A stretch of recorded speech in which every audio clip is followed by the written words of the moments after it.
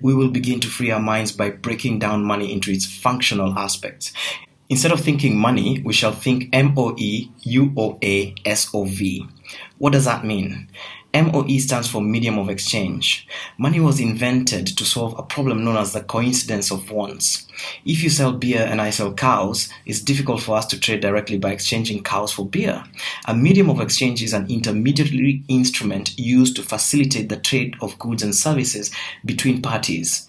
Now, understand this clearly. Although we are accustomed to having bank currencies as the only MOEs that we use, in reality, many other instruments can be used as MOEs, including gold, as you know, and of course, Bitcoin and cryptocurrencies. Does that make sense? The next function of money is UOA, which stands for unit of account. A UOA is anything that allows us to value transactions, to keep accounts, and to make calculations. Again, this function can be fulfilled by many instruments, not just governments and bank currencies. Bitcoin and cryptocurrencies can do it too. Finally, we have SOV, store of value. A store of value is anything that can be saved, retrieved, and exchanged at a later time. To qualify as an SOV, it has to be predictably useful when it is retrieved.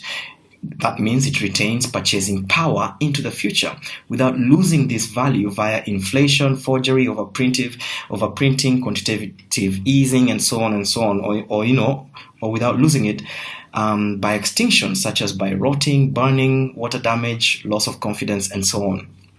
Now, the best example of SOV is gold. Other examples include real estate currencies, silver, art, and so on. To one extent or the other, they're not all the same, right? And as you will soon see, Bitcoin happens to be one of the best SOVs ever created. Are you still following this logic so far? Good. Now, if you can establish the attributes of MOE, UOA, and SOV on any instrument, you have created money. And that is where Bitcoin and cryptocurrencies come in. Let's break this down further. Abundance versus wealth versus money versus currency. We start by comparing money and currency.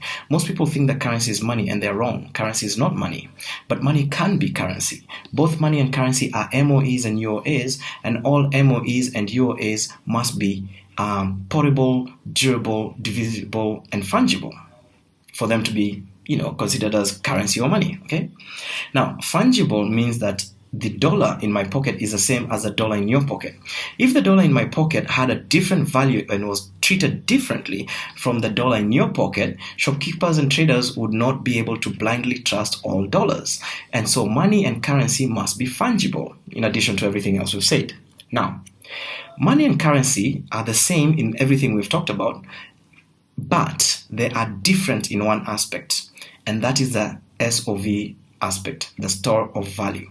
A store of value cannot be something that loses value. And one thing that makes something hold value is the fact that it cannot be forged or overprinted. For example, you cannot manufacture new gold. You can only find new gold by mining it, right? However, all banks can print new money every day, every second, as they wish.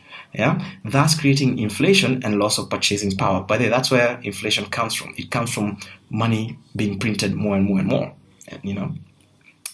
That is why a dollar today buys less than it used to before, because there are more dollars today in the economy than there ever was before. And so gold is money, but currency is not money. Gold is money, but currency is not money. Because as long as currency can be printed indefinitely, it is not money, it's simply currency. And that is where Bitcoin comes in. There's only a fixed number of Bitcoins, and no one can ever print or make more no matter how hard they try. A hard limit to the number of Bitcoins that will ever be created is built into the cryptographic algorithm that is Bitcoin itself. And that is why Bitcoin is a store of value, like gold. Does that make sense? Now, real quick, true wealth is not the same thing as having a large sum of currency or money. Instead, true wealth is your health, your time, your freedom. You can be a billionaire in terms of currency ownership, yet have no health, no time, and no freedom. Okay? So all you have is a lot of paper and some comfort, okay? But you're not really wealthy, So wealth is not the same thing as having lots of money. At least to me, I don't think so. But that makes sense, right? To an extent, right? Now, abundance is an even bigger concept even bigger than wealth, because abundance is infinity. And that is a lot bigger than being a millionaire. The point of all this is that abundance, wealth, money, and currency are very different things.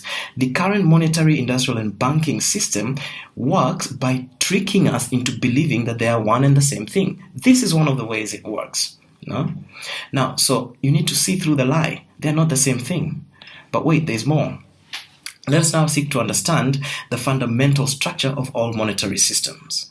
And the first step to understand is that all money and currency must represent two things: a someone and a something. What does that mean? It means that someone must own the monetary system that produces the currency that we use. And that someone can either be the public, meaning the collective population, which may or may not include the government. Or, number two, the person could be, the owner could be private entities such as banks and kings, or even the government if it is ultimately controlled by a ruling elite and not by the public or population, And number three, it can also be owned by no one at all, meaning it is decentralized and autonomous. For example, Bitcoin. Bitcoin doesn't have an owner, okay? So that's the someone, okay? Yeah? Now, something. Something means this, that the currency produced by the monetary system that is owned by a someone, this must be backed by something, and that something can be, number one, debt, which means we use things like treasury bills and bonds to facilitate the creation of new money.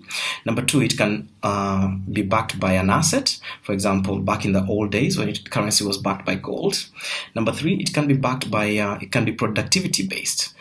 Now, the best monetary systems that create true wealth and prosperity for all, with equal opportunity for all, with transparency and fairness, and the systems that provide a true store of value for all, these ones tend to be publicly owned or decentralized systems that are based on assets or productivity. Okay. There are worse systems, on the other hand, that do the opposite. In other words, they enrich the system owners at the expense of the public. They enslave the public with using debt. They lead to the creation of inflation and the creation of ruling classes versus working classes, and so on. Such systems are invariably privately owned and debt-based. Now, guess which system we are using today in almost all countries of the world? Do you think we're using the best one or the worst ones? We are actually using the worst possible setup. Yeah, we're using privately owned monetary systems that are debt-based. You see, no wonder we have financial crises and pressures, social pressures, and so on. Okay, we're not using the best; we're using the worst possible system. For good reason, because the people who own it benefit from having it that way. It's not because it just evolved that way by chance. It was designed deliberately. Are you starting to understand all this? You see, in a privately owned debt-based monetary system, private banks create most of our currency, literally out of thin air, using debt. By the way, although we will not get into the details of it here, there's a big difference between credit and debt. Credit is useful for expansion, but debt, because of the interest component, can be lethal. Debt and credit are similar in almost all ways, except that debt carries interest and credit doesn't have to. Okay, if it carries interest, you don't have to attach interest to debt. You can have like a interest-free credit if you wanted. Okay, so anyways, here in this chart you see how the US system works. In a nutshell, the government only creates a tiny fraction of the country's money, less than 4%. This gives confidence in the system. However, the rest of the money, or currency rather, is created by the private banks. And the story is the same in almost all countries in the world, as you can see in these charts. The currency created by government is like a drop in the ocean compared to the currency and the debt created by private banks. It is the same thing in almost every country in the world, hence the term banking system. Private bank owners, meaning human beings like you and I, have the monopoly to issue debt-based currency to the rest of us. And using the government, demand that we all use it exclusively.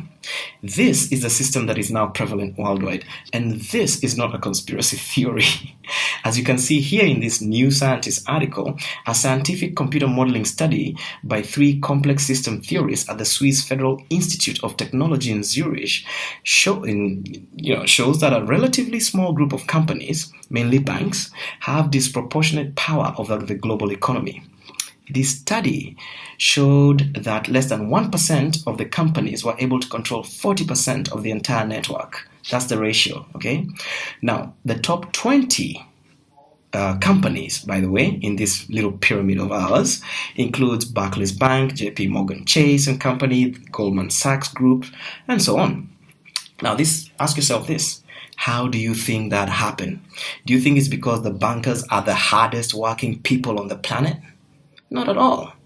Okay? Money doesn't come from work. It comes from monetary systems.